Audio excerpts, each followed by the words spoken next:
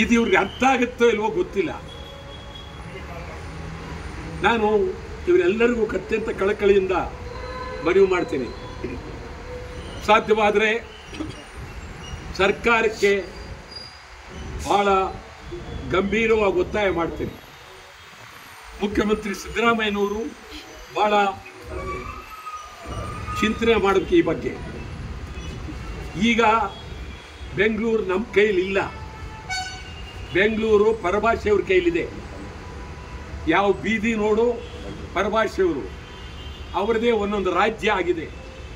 ಕೋರಮಂಗಲ ಕಡೆ ಹೋದರೆ ಕರ್ನಾಟಕ ಇಲ್ಲ, ಅಲ್ಲಿ ಒಂದೊಂದು ಕಡೆನೂ ಒಂದೊಂದು ರಾಜ್ಯ.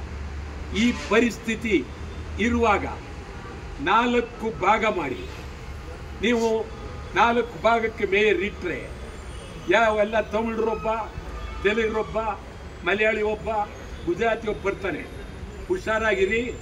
ಈಗ ಬೆಂಗಳೂರಲ್ಲಿ ನಾವು ಮಾಡಬೇಕಾದ ಕೆಲಸ ಕನ್ನಡಿಗರು ಉಳಿಬೇಕಾಗಿದೆ, ಕನ್ನಡಿಗರಿಗೆ ಉದ್ಯೋಗ ಸಿಗಬೇಕಾಗಿದೆ. ಬೆಂಗಳೂರು ಮಹಾನಗರ ಪಾಲಿಕೆ ಕನ್ನಡಿಗರದಾಗಬೇಕಾಗಿದೆ. ಆ ದೃಷ್ಟಿಯಿಂದ ಯಾವುದೇ ಕಾರಣಕ್ಕೂ 4 ಭಾಗ ಮಾಡೋಕ್ಕೆ ಕೂಡದು.